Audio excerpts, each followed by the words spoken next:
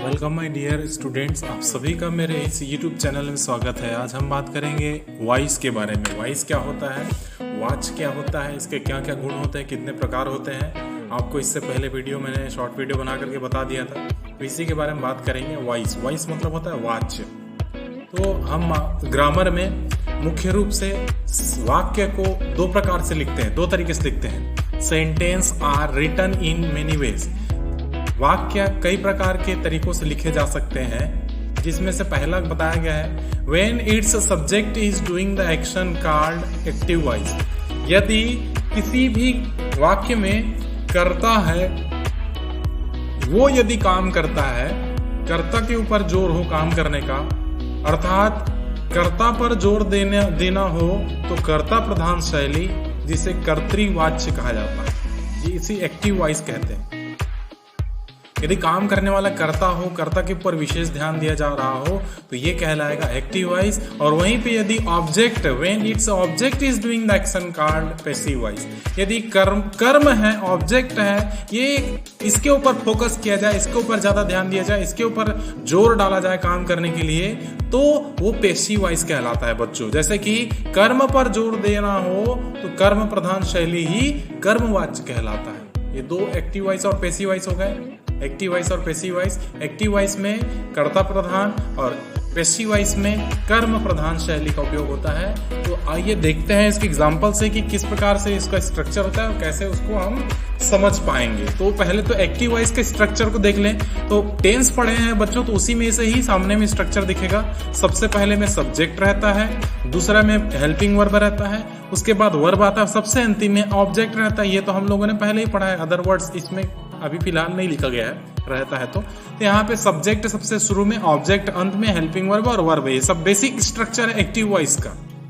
एक सामान्य जो शब्द लिखे रहते हैं, वाक्य लिखे रहते हैं, वो इसी एक्टिव वॉइस में रहता है। जैसे कि राम रीड्स ए बुक।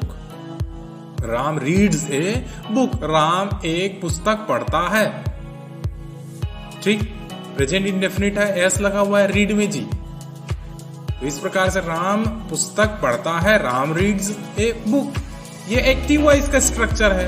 ये हो गया राम सब्जेक्ट, हेल्पिंग वर्ब इसमें नहीं दिया है, और वर्ब क्या हो रही है, रीड, और ऑब्जेक्ट क्या है, ए बुक। तो इस प्रकार से ये सामान्य फॉर्मेट है, ये एक्टिव वॉइस कहलाता है। ये समझ में आ गया। सामने में subject, helping verb, verb, object. You gave me a pen, तुमने मुझे एक पेन दिया था। ये वर्ब का सेकंड फॉर्म आया हुआ है, मतलब पास्ट इंडेफिनिट। तो इस प्रकार से ये सामान्य जो स्ट्रक्चर आप पढ़ते हैं वो एक्टिव वॉइस में रहता है। ठीक है।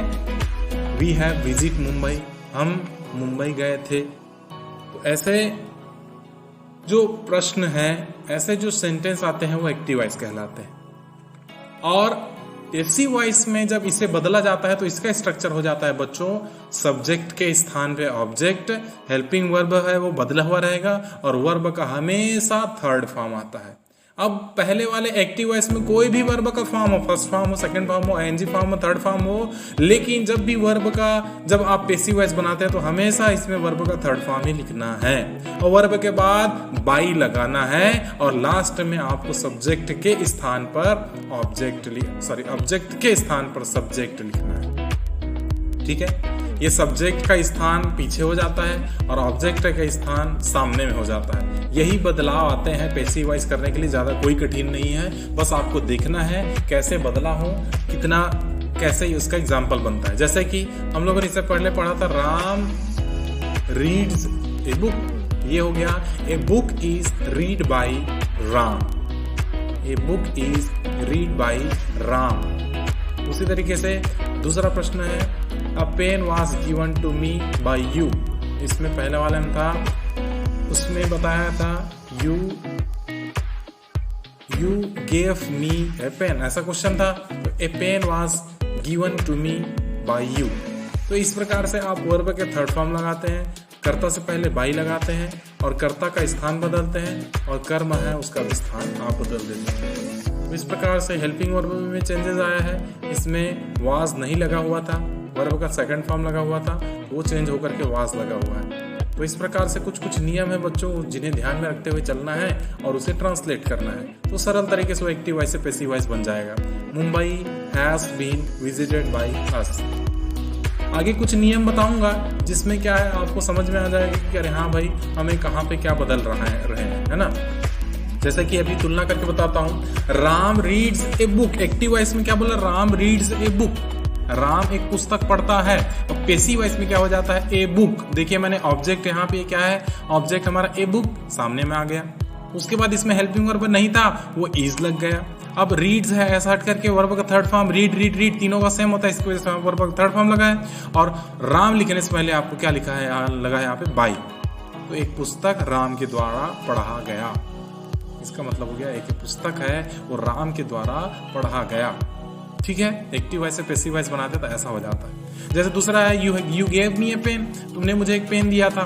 तो ए पेन, एक पेन है, वर्ब का सेकंड फॉर्म आया हुआ, इसकी वजह से यहाँ पे वाज लगा हुआ है। टेबल में दिखा दूंगा मैं हेल्पिंग वर्ब का क्या चेंजेस होते हैं। उसके बाद वर्ब का थर्ड फॉर्म लगाया, टू मी, मुझे दिया गया, by you, given to me by you.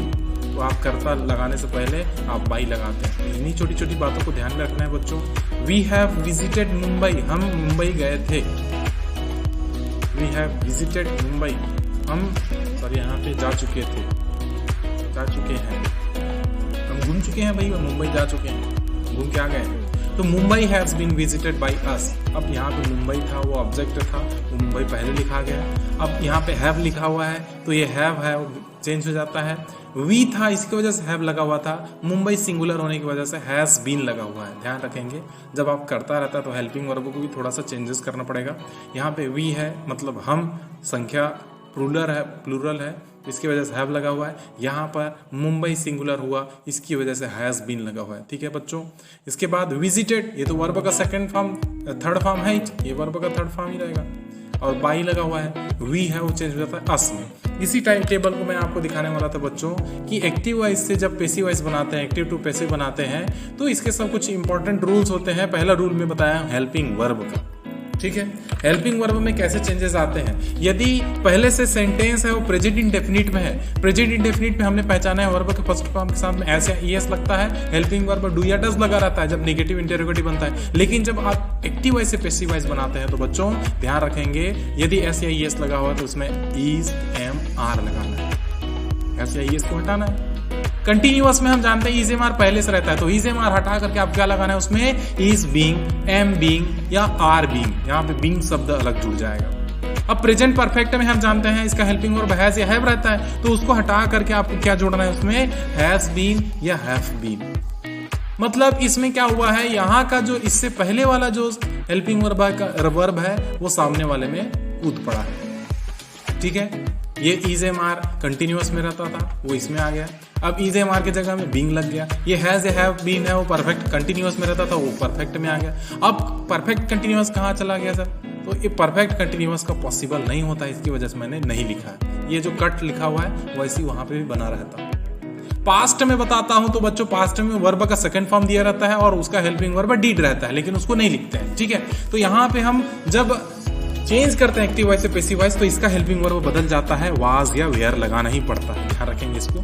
और जिसमें वाज या वेयर पहले से उसमें क्या जोड़ना है, बीइंग जोड़ना है, बस बात खत्म। अब यहाँ पे परफेक्ट में हैड रहता है, परफेक्ट कंटिन्यूअस का ट्रांसफर होगा एक्टिव वॉइस से पैसिव वॉइस में, तो हैड बीन हो जाएगा। ठीक है, इसी तरीके से फ्यूचर में विल या शैल पहले से दिया रहता है और इसमें एक्स्ट्रा क्या जुड़ जाएगा बच्चों जब चेंज करोगे एक्टिव वॉइस से पैसिव वॉइस में, तो विल प्लस विल या फिर शैल प्लस बी, जो कि किसका है, कंटिन्यूअस का है, फ्यूचर कंटिन्यूअस का है। इसका हेल्पिंग वर्ब ट्रांसफर हो गया इंडेफिनिट में।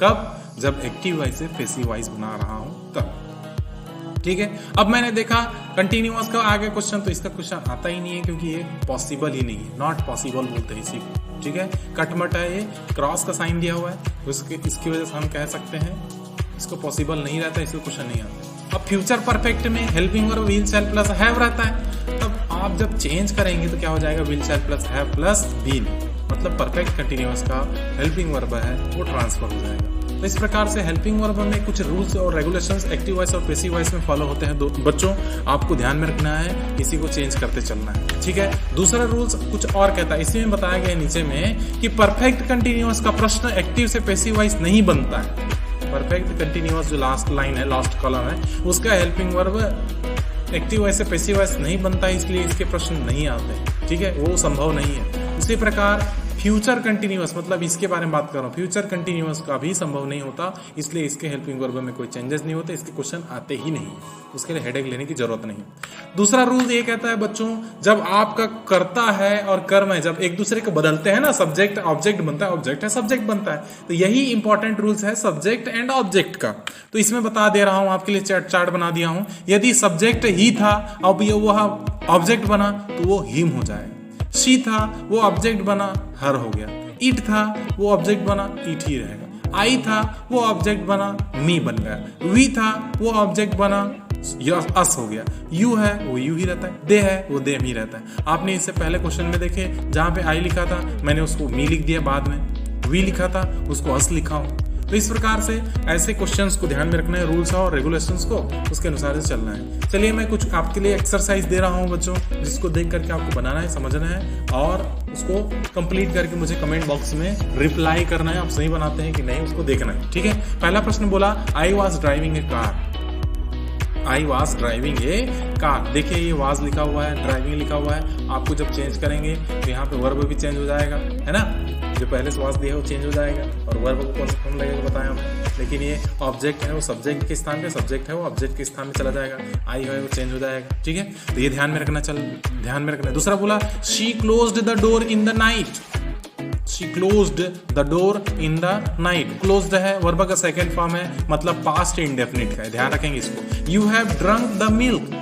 You had drunk the milk. ये पास्ट परफेक्ट टेंस का है, इसको ध्यान में रखना। हैड और वर्ब का थर्ड फॉर्म ड्रंक लिखा ही हुआ है बच्चों, तो इसको चेंज करेंगे तो ड्रंक का ड्रंक ही रहेगा, ध्यान रखेंगे इसको। ये द मिल्क है वो ऑब्जेक्ट है, वो सब्जेक्ट बन जाएगा, ठीक है। चौथा प्रश्न बोला आई see a film. I see a film, तो आई के जगह पे ऐसे एस नहीं लगता, ध्यान रखेंगे इसको। आई सी ए फिल्म, ये प्रेजेंट इंडेफिनिट है। और पांचवा है the teacher corrected our answers. शिक्षक है हमारे प्रश्नों के उत्तर को सही किया। करेक्टेड है वर्ब का सेकेंड फॉर्म है, तो ये सब कंप्लीट करेंगे। जैसे मैं पहला बना करके दे रहा हूं बच्चों, I was driving A car. A car was की जगह पे देखिए ऑब्जेक्ट कार है, वो कार को मैंने सब्जेक्ट बना दिया ए कार। उसके बाद वाज लिखा हुआ है तो मैंने वाज में क्या लगा दिया बीइंग। अभी मैंने टेबल बनाया था वाज बीइंग हो गया। उसके बाद वर्ब का कौन सा फॉर्म लगाना है, ड्राइविंग है वो ड्राइवन हो जाएगा थर्ड फॉर्म। उसके बाद बाई लगाना है और आई के स्थान पे मैंने क्या लिख दिया चेंज करके मी। तो ये हो गया a car was being driven by me. इस प्रकार से बच्चों ये क्वेश्चन आपको बना करके मुझे कमेंट बॉक्स में शेयर करना है, ठीक है। आगे बोलते हैं इंपॉर्टेंट नोट्स है एक छोटा सा, जिसमें क्या बताया गया है, यदि कर्ता अज्ञात हो या अस्पष्ट हो। जब कर्ता अज्ञात या अस्पष्ट हो तो पैसिव वॉइस में बाई प्लस कर्ता नहीं लिखते हैं, उसमें बाई लगाने की आवश्यकता नहीं है, आप डायरेक्ट लिख सकते हैं। जैसे क्वेश्चन में दिया गया है people grow rice in Japan. लोग जापान में, भाई ये बहुवचन है तब उस स्थान पे क्या लिखूं समझ में नहीं आता है ना। तो इस जगह पे आपको बाई लगाने की आवश्यकता नहीं है, वो सेम रहेगा। Rice is grown in Japan. आपको पीपल और पुलिस को लिखने की आवश्यकता नहीं है, आप यहाँ पे लिख सकते हैं rice is grown in Japan. आप यहाँ पे ये ऑब्जेक्ट है, राइस है कोई वस्तु है, वो चीज़ है, वो मेन है, उसे लिखना है और उसके साथ में हेल्पिंग वर्ब के साथ में वर्ब का थर्ड फॉर्म लगाते हुए और बाकी चीज़ें को लिख देना है, ठीक है। The police arrested the thief soon. The thief was arrested soon. यहाँ पे द पुलिस को लिखने की आवश्यकता नहीं है, क्योंकि यहाँ पे आपका करता है वो स्पष्ट ये नहीं बता रहा है एक वचन है या बहुवचन है, तो बहुवचन में चलता है, लेकिन इसके लिए स्पेशली हम लोगों ने यूज नहीं किया है, इसलिए हम यहाँ पे हटा देते हैं। एवरीबडी के लिए एक क्वेश्चन आता है बच्चों की, एवरीबडी जहाँ पे आता है वहाँ पे ध्यान रखें कि उसके जगह पे आल लग जाता है। Everybody likes the Taj, the Taj is liked by all, ठीक है। तो वीडियो को पूरा देखने के लिए थैंक यू वेरी मच। आज के लिए इतना ही बच्चों, ओके। देखने के लिए हमारे चैनल को सब्सक्राइब अभी कर दीजिए।